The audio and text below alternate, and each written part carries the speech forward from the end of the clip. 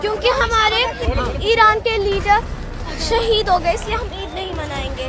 जितना चाहती हूँ कि ईरान किसी तरह जीत जाए। कि उनकी जिंदगी तो बर्बाद है ही है, लेकिन इन बच्चों की भी जिंदगी को ये लोग बर्बाद करने पर उतारू हो रखे हैं। अपने बच्चों को आप क्या सिखा रहे हो, ये बड़ी बात है। बच्चों से कोई कह दे वंदे मातरम तो नहीं, ये मजहब के खिलाफ है। हाँ, लोग तो कह रहे हैं कि भैया मोदी हिटलर है, लेकिन मोदी ये मानने को तैयार नहीं है कि मैं हिटलर हूं। कि हम जैसे लोगों का मानना है कि कभी कभी दिखा देना चाहिए कि हिटलर कैसा है ना। देश के प्रधानमंत्री नरेंद्र मोदी ने बीते दिन कैबिनेट की बैठक में ये कहा कि हम युद्ध में नहीं हैं। देश में मुसलमानों के साथ ठीक नहीं हो रहा है। इस देश में मुसलमान असुरक्षित है, अरब वाले बहुत सुरक्षित है, सबके सब मुस्लिम देश हैं। पाकिस्तान को कंपेयर कर रहे हैं भारत से। अगर लोग कह रहे हैं कि पाकिस्तान में ये हो रहा है, तो कह रहे हैं कि भारत में देखिए क्या क्या हो रहा है। इस बीमारी का कोई इलाज नहीं है दोस्त। भारत इसीलिए भारत है क्योंकि यहाँ की बहुसंख्यक जो समाज है ना, उसके डीएनए में हिंसा है ही नहीं। ये चीज बिल्कुल समझ से परे है, दिमाग के दायरे से बाहर है या रडार से बाहर की चीज है सामान्य व्यक्ति के लिए। क्योंकि लोगों को ये लग रहा है कि ईरान में जो कुछ हुआ, जो कुछ खामनेई के साथ अमेरिका और इजराइल ने किया, उस पर भारत को बहुत दुखी होना चाहिए। उस पर भारत को आगे बढ़कर कुछ एक्शन करना चाहिए। हो सके तो मोदी जी को सेना लेकर अरब युद्ध में कूद जाना चाहिए ईरान के साथ। हाँ, ये हो सकता है। ऐसा मानने वाले लोग हैं इसी दुनिया में कि सब कुछ छोड़िए मोदी जी, पहले लड़ाई जो है इजराइल से लड़िए, यहूदियों से लड़िए, और फिर जवाब दीजिए अमरीकियों को, ईरान का साथ दीजिए। ये सब ड्रामा चल रहा है। मैंने आपसे कहा कि दिमाग के रडार से बाहर की चीज है, ये बिल्कुल बाहर की चीज है। ईरान में खामनेई के साथ क्या हुआ, इससे हिंदुस्तान का कोई लेना देना नहीं है, कोई मतलब नहीं है हमारा। लेकिन वो कह रहे हैं कि नहीं नहीं, आपको सेना उतार देनी चाहिए। आने वाले कुछ समय में ईद है, ईद को खुशियों का त्यौहार कहते हैं। हमारे यहाँ दिवाली, ईद पूरे देश में मनाई जाती है। लोग कहते हैं कि जी भाईचारे का त्यौहार है। कुछ लोग ये कह रहे हैं कि हम ईद नहीं मनाएंगे। ईद इसीलिए नहीं मनाएंगे कि खामनेई साहब नहीं रहे। अब खामनेई साहब की गद्दी उनके बेटे ने ले ली है, लेकिन दुख इतना ज्यादा है कि कह रहे हैं कि जी हम नहीं मनाएंगे, और जगह जगह प्रदर्शन, प्रोटेस्ट सब चल रहा है।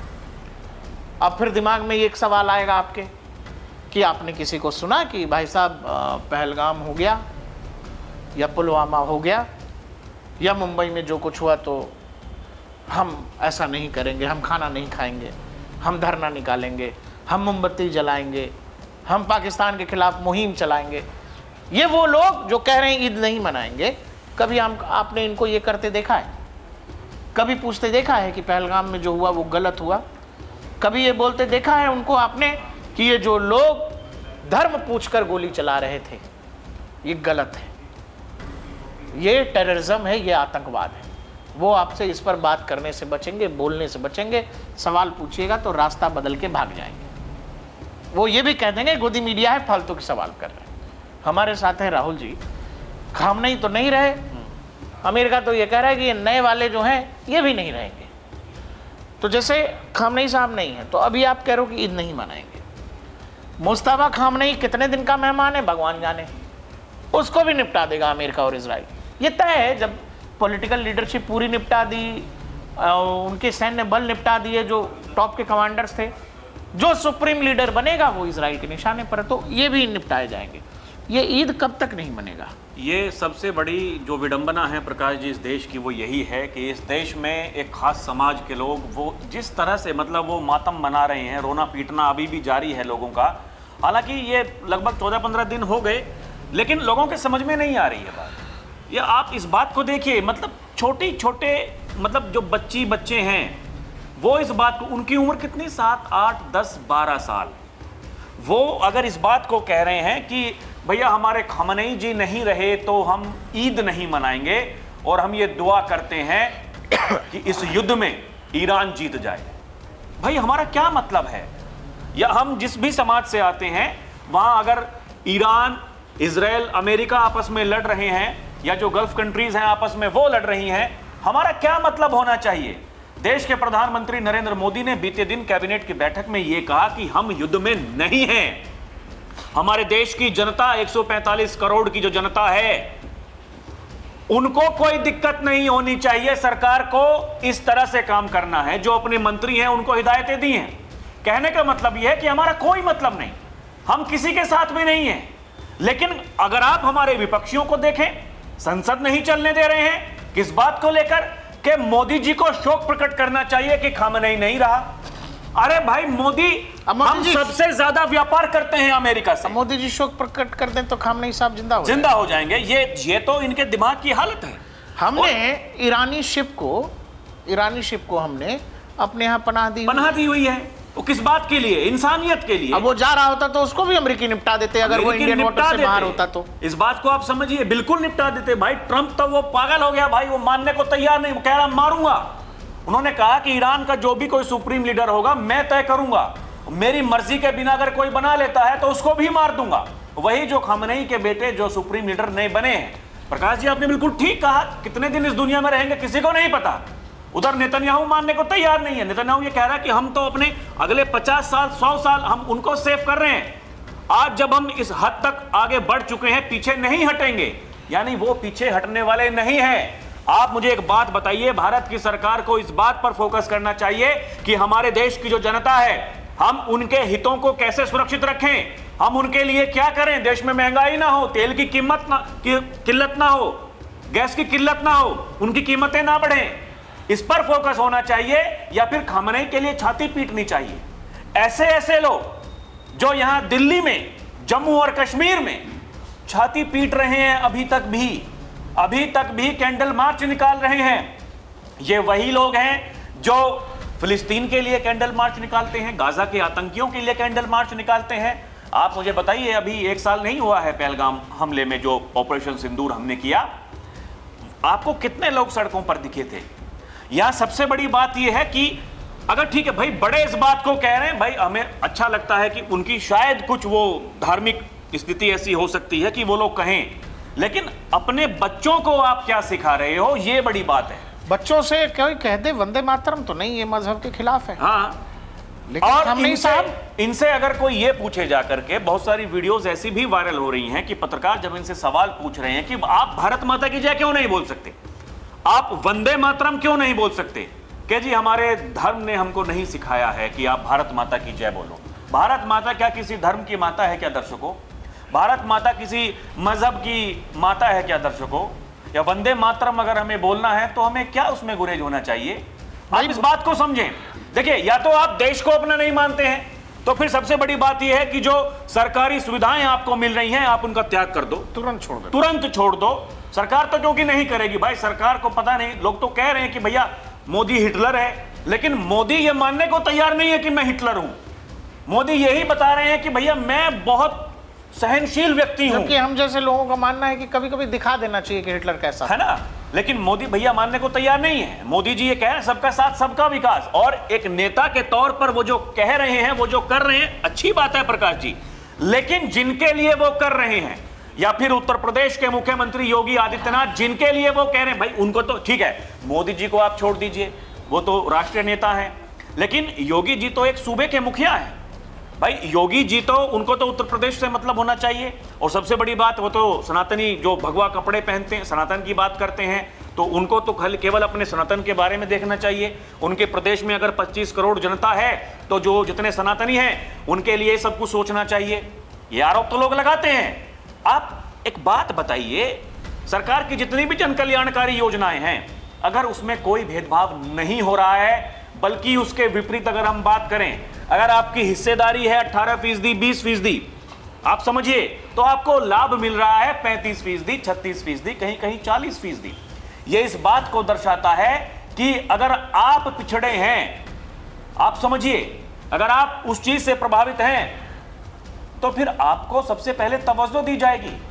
यानी आप इस देश का खा रहे हैं, ये जो इस देश को मेहनत करके कमा करके जो लोग दे रहे हैं, जो टैक्स दे रहे हैं, जिस पैसे से सरकार वो खाने पीने की जो चीजें हैं वो गरीब लोगों को दे रही है, और वो गरीबों में 35-40% ऐसी आबादी है जो लोग आज छाती पीट रहे हैं खामनेई के लिए। तो आप समझिए इस देश के लिए इससे बड़ी खतरनाक भयानक चीज क्या हो सकती है प्रकाश जी। और उनसे जब आप देखो ना, आप उनसे कह दो वंदे मातरम, जनगण मन कह दो, वंदे मातरम कहने कह दो, उनके पास तमाम तरह की बहस है। हाँ, वो आपसे कहेंगे कि नहीं नहीं ये तो नहीं कर सकते, ये नहीं बोलेंगे। लेकिन जब ये म्यांमार से रोहिंग्या भागे, फिलिस्तीन में इजराइल बम मारे, इजराइल ईरान को मारे, तो ये कहते हैं कि नहीं नहीं, भारत में जो है, भारत में आग लगाएंगे, भारत में प्रोटेस्ट करेंगे, भारत में आवाज़ उठाएंगे। और ये भी बोल देते हैं, हमारे यहाँ के बहुत सारे कलाकार ऐसे पत्रकार भी हैं कि भाई इस देश में मुसलमानों के साथ ठीक नहीं हो रहा है, इस देश में मुसलमान असुरक्षित है, अरब वाले बहुत सुरक्षित हैं, सब के सब मुस्लिम देश हैं, सारे मुस्लिम देश हैं, अरब में तो बहुत शांति है, बड़े अच्छे दोस्त हैं, ये पाकिस्तान बड़ा अच्छा है, अफगानिस्तान बड़ा अच्छा है, ईरान बहुत अच्छा है, ये सब के सब तो मुसलमान ही हैं, आपस में क्यों लड़ रहे हैं? क्यों लड़ रहे हैं? दुनिया में अभी रमजान का महीना चल रहा है, आने वाले कुछ समय में ईद है ना? अरब में ईद होगी कैसी, ये आपको दिखाई दे रहा है? तो दुनिया की सबसे सुरक्षित ईद हिंदुस्तान में है। दिवाली मना रहे हैं लोग, वहां ईद के बारे में क्या उनको फिक्र है? वहां दिवाली चल रही है, तो सबसे ज्यादा सुरक्षित ईद हिंदुस्तान में है। लेकिन यहां रहने वाले लोग आपसे गाहे बगाहे कहेंगे कि यहाँ के मुसलमानों के साथ ठीक नहीं। अच्छा, और सुनिए, इनका तर्क सुनिए प्रकाश जी। एक महिला, उनकी वीडियो वायरल हुई, तो उनसे ये पूछा गया कि भैया ठीक है, आप उनके लिए छाती पीट रहे हैं, तो आप इस बात को बताइए कि ईरान वो सऊदी अरब को क्यों मार रहा है, यूएई को क्यों मार रहा है, या फिर और जो मुस्लिम कंट्रीज हैं उनको क्यों मार रहा है, भाई वो दुबई को क्यों ठोक रहे हो आप लोग? तो उन्होंने कहा कि वहाँ जो यूएई में रहने वाले मुसलमान हैं वो सच्चे मुसलमान नहीं है, लो सऊदी में रहने वाले मुसलमान हैं, सच्चे मुसलमान नहीं है, क्योंकि वो 600-700 साल पहले बने हैं, वो सब काफिर हैं। हाँ, सब काफिर हैं। ईरान वाले वो 1400-1500 साल पहले वाले मुसलमान हैं, सच्चे मुसलमान वो हैं। तो केवल ईरान वाले। तो यहाँ भारत वाले जो महिला जो भारत की रहने वाली है, वो कितने साल पहले कन्वर्ट हुई है? अब उनसे ये सवाल लोग पूछ रहे हैं कि आपने 700 साल 1500 साल की कहानी बता दी कि ईरान वाले वो बहुत पहले से मुसलमान हैं, तो सच्चे मुसलमान वो हैं, इसलिए हम उनका साथ दे रहे हैं। तो ये आपसे कोई पूछे कि आप कब बने हैं मुसलमान? दर्शकों, अब इस पूरे पेचीदा मामले को समझिए। इस देश में हम लोग सब पर्व त्यौहार मनाते हैं, सब कुछ, और दुनिया में लोग ऐसे प्रचारित करते हैं, हम लोगों को लोग पाठ पढ़ाते हैं, बड़ा बड़ा आर्टिकल लिख के कि इंडिया में डेमोक्रेसी खतरे में है, लोकतंत्र खतरे में है, पार्लियामेंट्री डेमोक्रेसी नहीं बची, ये सब लाइन लिखे जाते हैं। जहाँ जहाँ डेमोक्रेसी बची है, जहाँ सब कुछ ठीक है, तेल के कुएँ हैं, वहाँ क्या चल रहा है? खत्म करने पर तुले हुए हैं तेल के कुओं को भाई। क्या चल रहा है? फोड़ दे रहे हैं सब के सब तेल को। लेकिन अच्छा? यहाँ बैठे कुछ लोग आपसे कहेंगे, आप चूंकि दिमाग के हल्के हैं, पढ़ना लिखना आपको है नहीं, दुनियादारी से आपको मतलब है नहीं, तो आपने अपने लिए कुछ आदर्श बना रखे। वो आदर्श आपको ये बतलाते हैं हिंदुस्तान में कुछ भी ठीक नहीं है, ये नरेंद्र मोदी की सरकार तुम्हारे खिलाफ बहुत काम कर रही है, योगी जी बहुत परेशान कर रहे हैं तुमको, घर में राशन योगी जी का आ रहा है, लेकिन योगी जी बहुत परेशान कर रहे हैं, राशन रखा है, सुबह शाम खा भी रहे हैं, लेकिन दिमाग ये मान चुका है कि योगी जी तो परेशान कर रहे हैं, राशन दिखाई ही नहीं दे रहा है। और ये भी दिख रहे हैं कि क्या ईरान में जो हो रहा है बड़ा गलत हो रहा है, भारत को बोलना चाहिए। ये नहीं दिखाई देगा कि ये सारे के सारे इस्लामिक देश हैं जो आपस में भिड़ रहे हैं। सऊदी अरेबिया ईरान को मार रहा है, ईरान इराक को मार रहा है, इराक ईरान को मार रहा है, सब आपस में उलझे हुए हैं। पूरा का पूरा मिडिल ईस्ट आपस में जल रहा है। और सबसे सुरक्षित ईद जिस देश में है, जहां हंसी खुशी आप मनाएंगे, वो भारत है।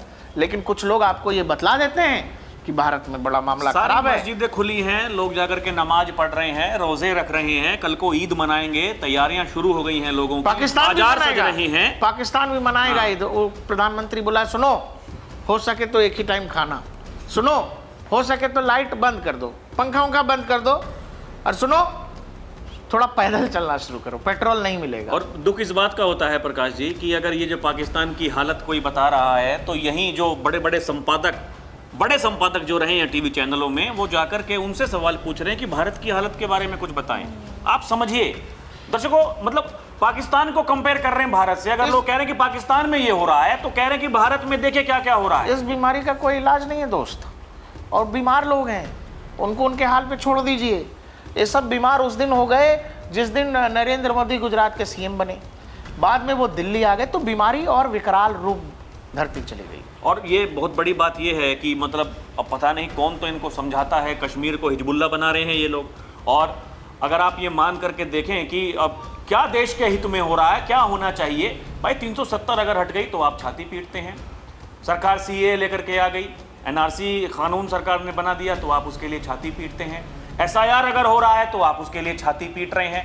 गजा में आतंकी मारे जाते हैं, आप उसके लिए छाती पीट रहे हैं। खामनेई मारा गया, आप उसके लिए छाती अरे पीट रहे हैं। म्यांमार ने रोहिंग्याओं को बौद्धों ने मारा। हाँ, यहाँ लोग मुंबई में जा करके प्रोटेस्ट करने लगे, आग लगाने लगे। कोई मतलब है इस चीज का?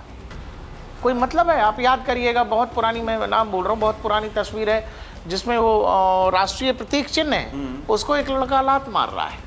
अभी जम्मू कुछ दिनों पहले की तस्वीर है। हाँ, ये वहां जाकर के उसको फोड़ दे रहे हैं। अभी ये तो अभी 3-4 महीने पहले की बात है। आप ये समझना कि क्या है कि कहाँ कौन सुरक्षित है, ये सब कुछ दिख रहा है। लेकिन नैरेटिव मेकिंग, और यहाँ से जब आप ब्रेन वॉश्ड होते हैं तो फिर आंख सच सच देख नहीं पाता, सही दिखता। इसका फायदा कौन लोग उठा रहे हैं, आप इस बात को और देखिए किसको ना। इस बात का फायदा होता फायदा होगा, ये भी विपक्षी सोचिएगा। जो राजनेता हैं, जो दलितों के चैंपियन, पिछड़ों के चैंपियन, समय समय पर परिभाषाएं उनकी बदलती रहती हैं पीडीए की, कभी उसमें कुछ जोड़ देते हैं, कभी कुछ जोड़ देते बोलो, हैं। तरुण खटिक नाम का लड़का है, बेचारा दलित था, लोग इंतजार ही कर रहे हैं। परिवार नगीना वाले भाई साहब, नगीना जी को भेजो। परिवार वाले आज भी इंतजार ही कर रहे हैं। ये नगीना कह रहे जी हैं, गायब हैं। अच्छा लगता कि कोई नगीना जी गायब हैं, और यहीं कोई मामला जातिवादी हो जाता, कोई ठाकुर होता, ब्राह्मण होता, देखो क्या से क्या हो जाता। कुल मिलाकर सब चीज़ों को देखा करिए, सुना करिए, आंखें खुली रखिए। देश में बड़ा सब कुछ तेज़ी से बदलने वाला है, होगा भी। मिडिल ईस्ट पूरा जल रहा है, उसका प्रभाव हम पर भी पड़ेगा। बहुत सारे लोग, जो प्रभाव पड़ेगा, उस प्रभाव जो इतना होगा उसको इतना बताएंगे, और आपका दिमाग इतना सोचेगा। तो दिमाग पर काबू रखिए, आंख कान खुली रखिए। सब कुछ ठीक है, सब कुछ बहुत दुरुस्त है। बच्चों को तो कम से कम ये सिखाइए कि अपना जीवन तो बर्बाद है अपने ही। बच्चों को कम से कम सही शिक्षा दीजिए, क्योंकि जिन लोगों ने शिक्षा ठीक नहीं दी है उनकी हालत क्या है, मिडिल ईस्ट देख लीजिए। भारत इसीलिए भारत है क्योंकि यहाँ की बहुसंख्यक जो समाज है ना, वो उसके DNA में हिंसा है ही नहीं। वो सच में मानता है सर्वधर्म समभाव, वो सबको साथ लेकर चलना जानता है। और जहाँ जो लोग अकेले हैं, उन अकेले वाले देशों का क्या हाल है वो भी देख लीजिए। देखते रहिए DNP इंडिया, हर खबर भरोसे के साथ।